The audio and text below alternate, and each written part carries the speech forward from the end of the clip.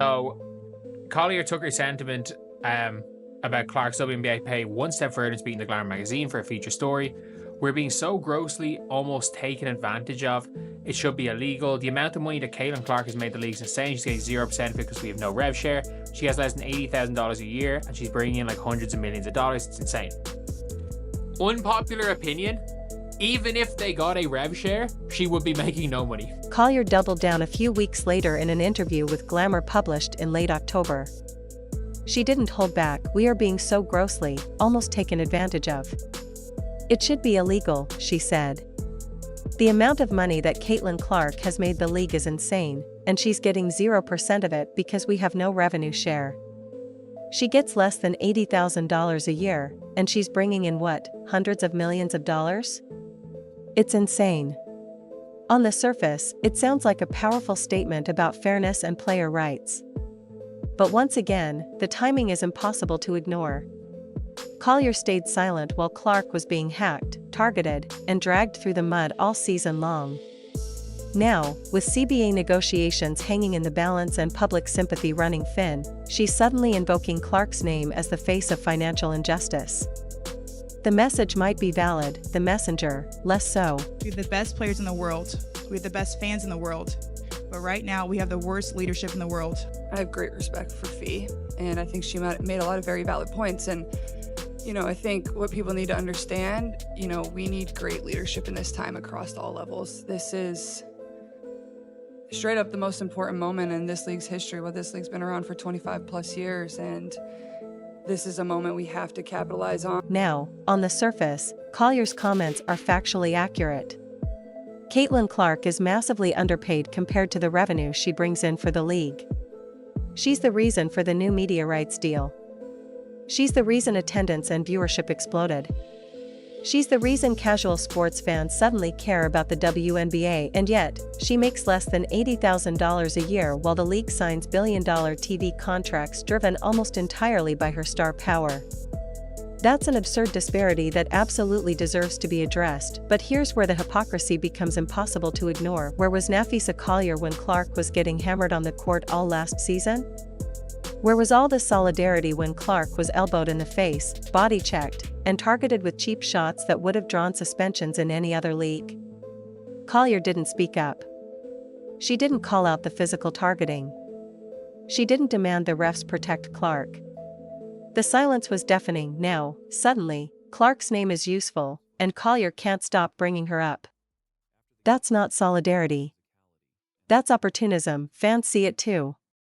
They're calling it out for exactly what it is, using Clark's fame to gain leverage in CBA negotiations. The timing makes it even more suspicious.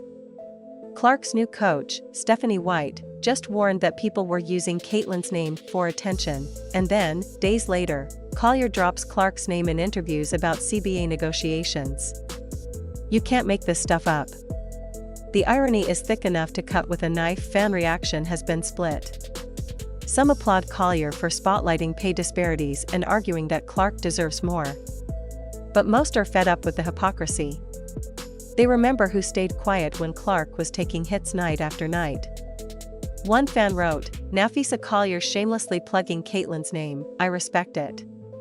Another replied, "Remember when Steph said she was tired of people using Caitlin for their own agendas? Yeah, this would be one of those times." The broader issue is that many WNBA players have complicated feelings about Clark. They resent the attention she gets. They envy her endorsement deals and her fame. They don't like that a player who hasn't been in the league for years is already its biggest star. That resentment showed in how she was treated physically on the court. Players justified rough play because they saw her as overhyped. Now those same players need her name to get people to care about the CBA talks. They're in the awkward position of having to praise the same person they resented, because she's their best bargaining chip. Collier's situation is even murkier. She's not just a player, she's a vice president of the Players Union and a co-founder of a competing league, unrivaled. That means she has multiple interests in play.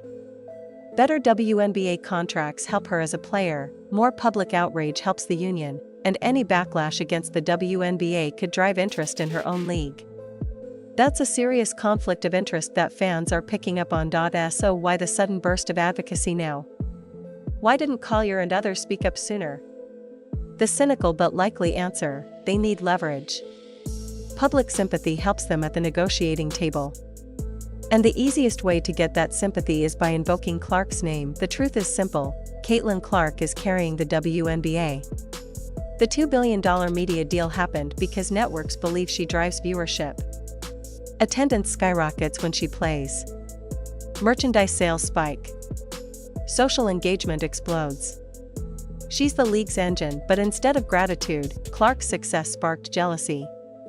Players didn't want to admit she was special, because that would mean admitting their own impact wasn't as large.